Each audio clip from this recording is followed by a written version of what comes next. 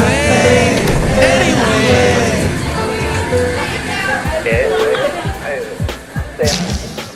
Mike's Daily Podcast. Welcome to Café Anyway. Anyway. Located somewhere in Podcastro Valley, Mont, at the last place on Earth, it is Mike Matthews. This is episode 1323, 1323, and add a couple zeros to that. That's how much I owe to the IRS. No, maybe not that much, but quite a bit. In fact, it is about as much as the first truck that I bought. Mike's Daily Podcast. I once owned a Toyota pickup truck back in the 90s that lasted over 10 years. Mike's Daily Podcast. And I would use that truck to drive up to the Bay Area, and then I would be hairy, cause I had hair on top of my head. Then I lost it all because of genetics, and both my grandfathers. Mike's Daily Podcast. Both my grandfathers were bald. That kind of has something to do with it. And I like bowling balls. Mike's And I look like one Daily when my hat is off. Podcast. But I have my hat on right now. Because it's a little chilly here at Café Anyway. And I could use some wonderful coffee. Would you like some coffee? I would like some coffee. Would you like some coffee? When the coffee's first rate, so is everything else. That's so true, my friend. So I have to tell you, I'm not happy about the taxes thing. I think tax day, look who just walked in. On tax day, everyone's a Republican. Democrats, when they see how much they owe in taxes, they're like, maybe the taxing us is not a good idea. What's the money really go to anyway? I want to keep my money.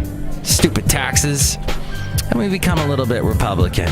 I know that's controversial to say on a, look who else walked in, on a liberal podcast, because I'm on some kind of liberal category on Podomatic anyway.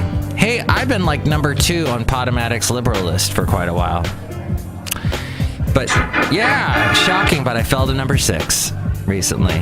Maybe because I said things like I just said. And look who walked in. Hi, Mark. It's Benita the Rodeo Queen. How you doing? It's a Disgruntled Fiddle Player, tell you what. What?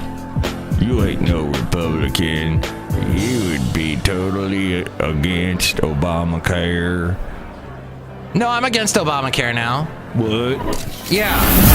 And here's today's podcast picture. No, I just saw how much I owe to Obamacare because I took Obamacare last year. I owe so much in taxes. It's everything my friend Trisha warned me about. Thank you, Trisha. Oh, Trisha doesn't listen to the show. Never mind, Trisha. But yeah, I owe a lot of money back because of that, and I didn't fill out, I guess, the Covered California website correctly. But you know, that's going to happen sometimes. You're going to make mistakes and you're going to learn from them. And now I'm on my company's health care, and I'm feeling a lot, next year will be a lot clearer.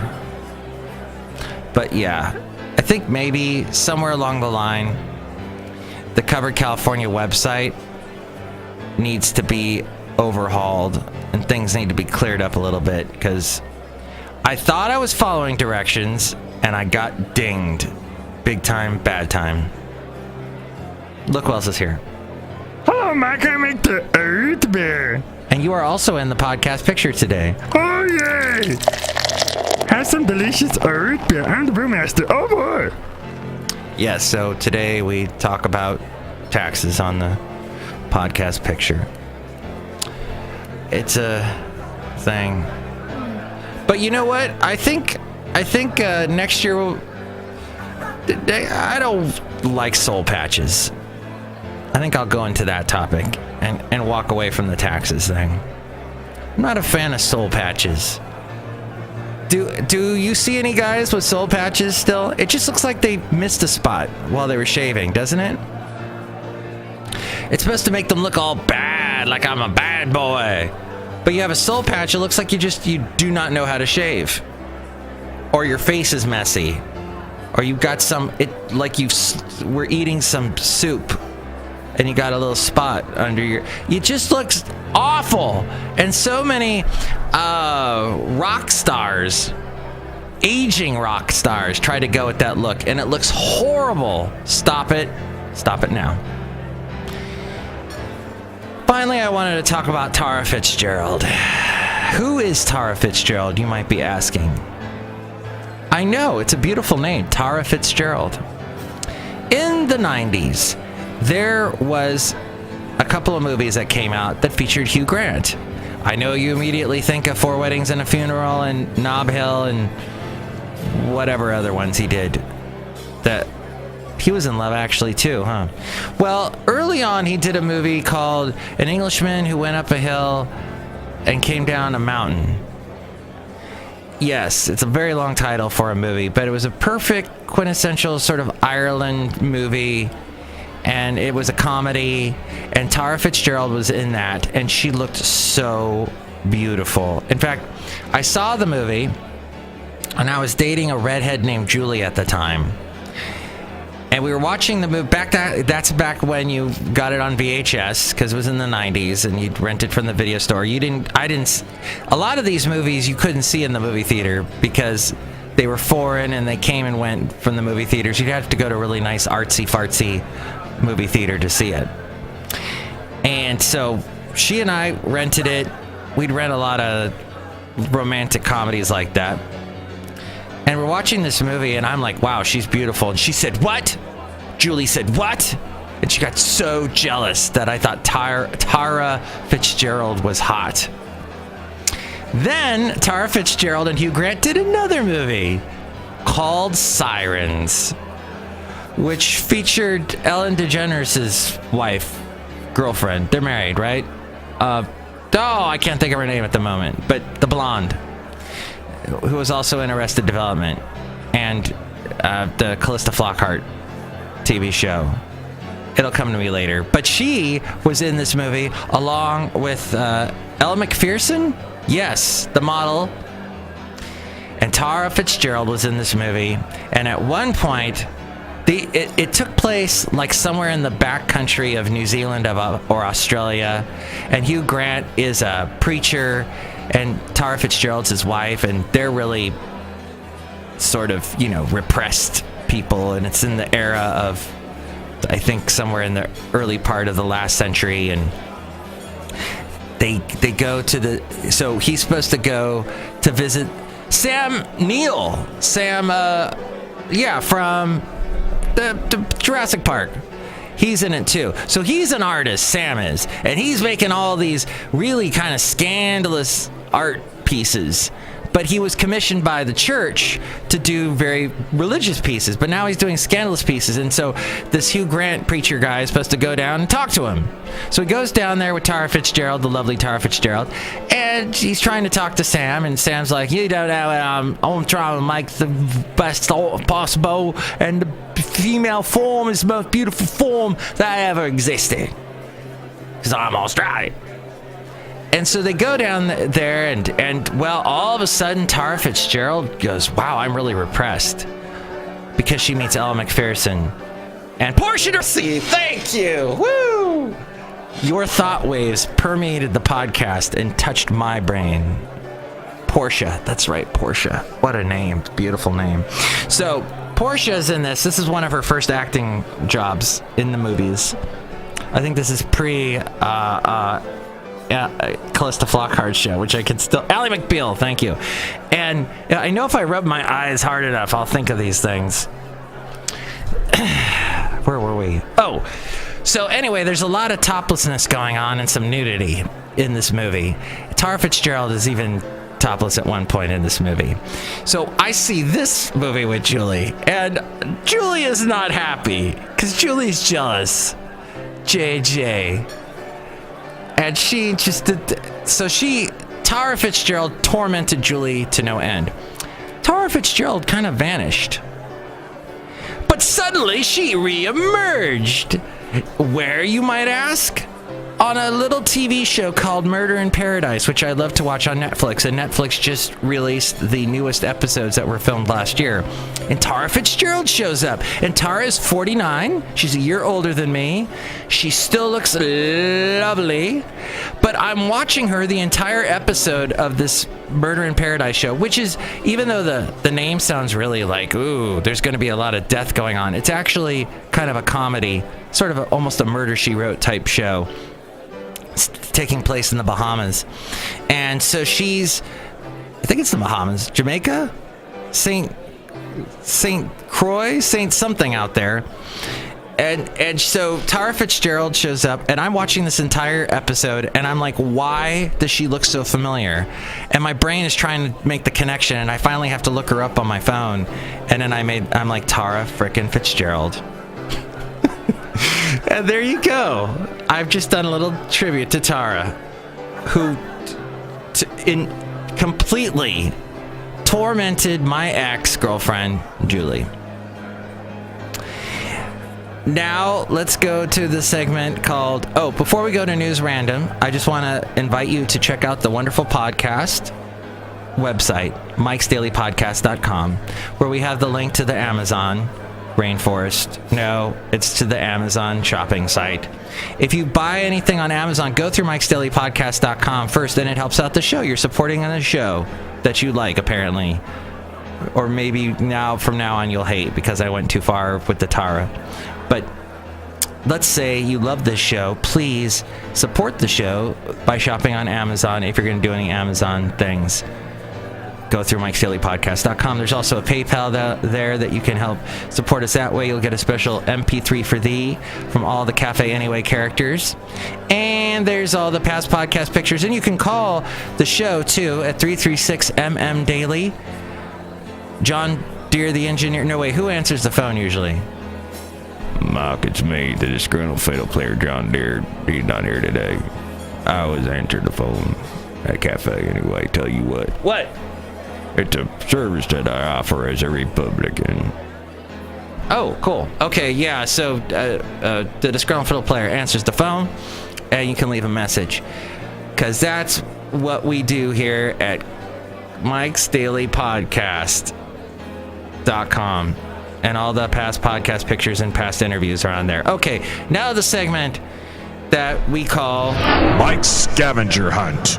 And the Oscar goes to... Good morning, Mr. Matthews. And it's called Mike's Scavenger Hunt because we're going to do some searching, my friend, you and I. We're going to look through the world of news and see some interesting stories. One of them being that an engaged couple flying on a United... And it's so close to Easter. Scavenger hunts happen on Easter. Did you ever get that, looking for the Easter egg hunt thing? My mom would do like a scavenger hunt. She'd hide the Easter eggs, and then she'd give me like little notes. This Easter egg is in a particular spot. Look for it, and then you'll be a robot. And then I'd look and I'd find the Easter egg, and there'd be no robot around, and I'd be like, what the hell? What kind of a poem scavenger hunt is this? But that's probably where I got my amazing rhyming skills, from my mom. So, an engaged couple flying on United Airlines from Houston, Texas to their wedding in Costa Rica were removed by federal law enforcement officers from the flight on Saturday amid disputed circumstances. The removal comes at a time of heightened scrutiny over United's crappy service, after a video emerged of the guy yelling really loudly as he was being pulled off like that, and people going, oh my god, oh my god, oh my god, oh my god. Hey, we have that woman right here who says oh my god a lot. Ma'am, do you have anything to say? Oh my god. Thank you for being on the show. Oh my god. Hey, she sounded a lot like me, that woman that we just had that was on that plane that said, oh my god, a lot. United said the couple repeatedly tried to sit in more expensive seats for which they had not paid and would not allow flight crew instructions. Okay. United, owned by United Continental Holdings, which is their crap. Did I mention that? Did not immediately respond because they're crap. Then there's Lady Gaga and Bradley Cooper that are going to be making a crappy movie. They're doing a remake of A Star is Born. Judy Garland, Barbra Streisand, they've done versions of it. Barbra Streisand, probably the most famous.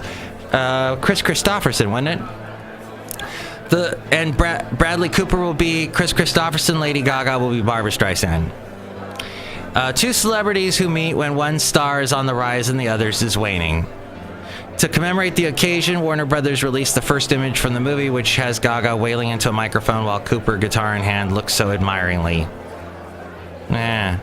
You know what? What's up with Gaga? I mean, her music isn't... she's just not... You know? The right-wing radio host, conspiracy theorist Alex Jones is a performance artist whose true personality is nothing like his on-air persona. We all knew that, but nobody came out and said... People that defended him would never, ever accept that. No, he's telling the truth. He's not performing. He's truthful. Well, his lawyer said that the InfoWars broadcaster, that's what he is, and he's defending him in a child custody battle. Attorney Randall Willite said at a pretrial hearing in Austin last week that evaluating Jones based on his on-air comments is like judging Jack Nicholson based on his role as the Joker in Batman. What this town needs is an enema. But Kelly Jones described her ex-husband as not a stable person. That makes sense. She is threatening toward others, noting homophobic comments he's made about Democratic U.S. Representative Adam Schiff and a challenge to fight actor Alec Baldwin he broadcasts from home. She said, and that exposes their children to his incendiary behavior. He's an idiot. Now, more than 30,000 runners registered to take part in the 121st Boston Marathon. Nearly 14,000 of them are women. But get this, 50 years ago, Catherine Schweitzer became the first woman to register and officially cross the finish line at the Boston Marathon. There was only one, and it was her. She didn't set out to shatter stereotypes or change the future culture of sports forever, but that's exactly what she did. Quote, I didn't plan to do anything but try to cover 26 miles, 385 yards. Nothing in the rule book prohibited women from running the marathon, but few believed that they had physical stamina to do it. Now, quickly, let us do the Royal Trump Decree thing. The Royal Trump Tweet Decree. As I was producing the radio show I produce every weekday morning for somebody that's on the radio, there I was pretty vague about who it is and whatnot.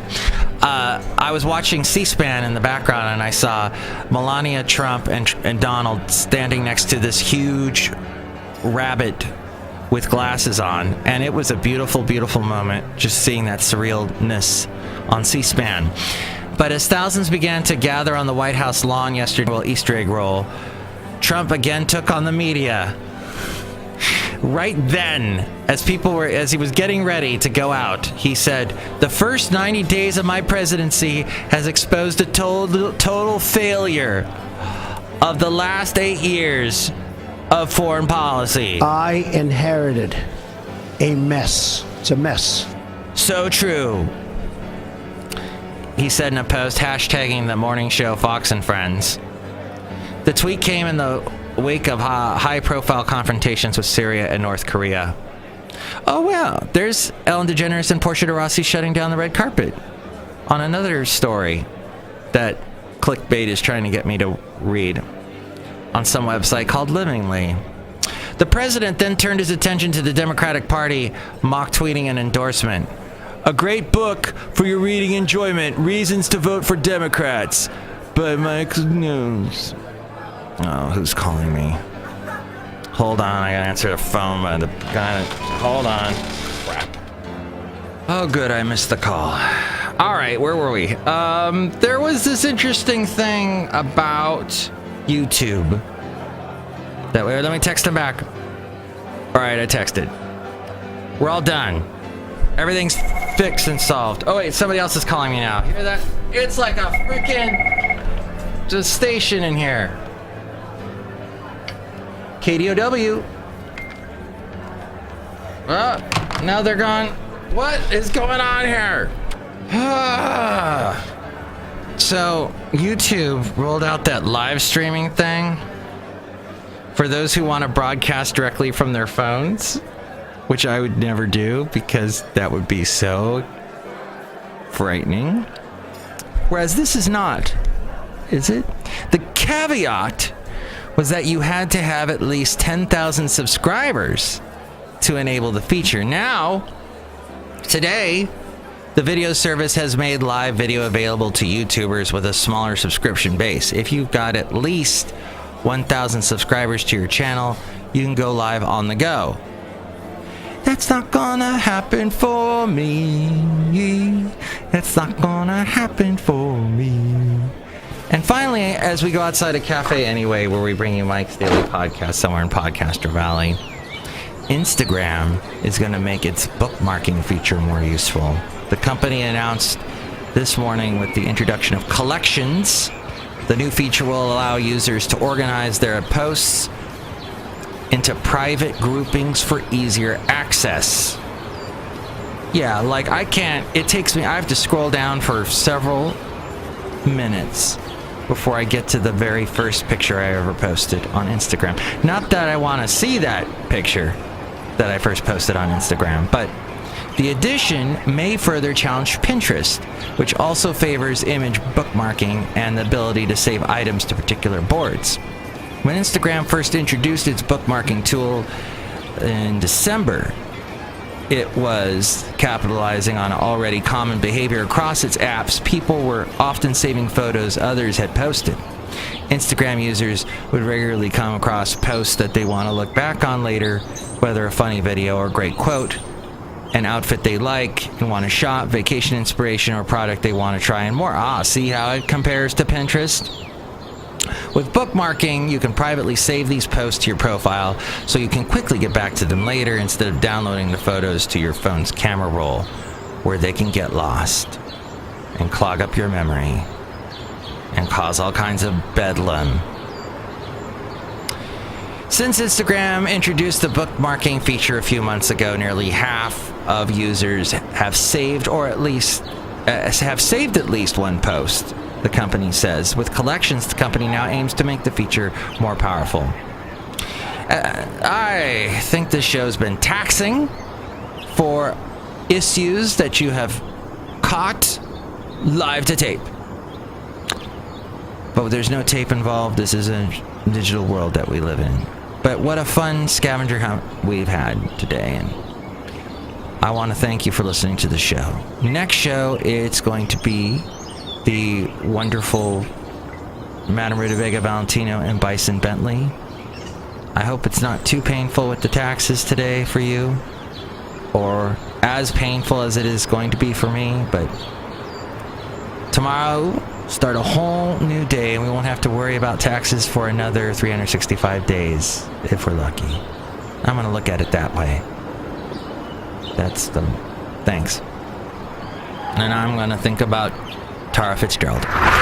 Mike's Daily Podcast is written and produced and performed by Mike Matthews. His podcast is super easy to find. Download or listen to his show and read his blog at mikesdailypodcast.com. Email Mike now at mikesdailypodcast@gmail.com. See you tomorrow. Bye!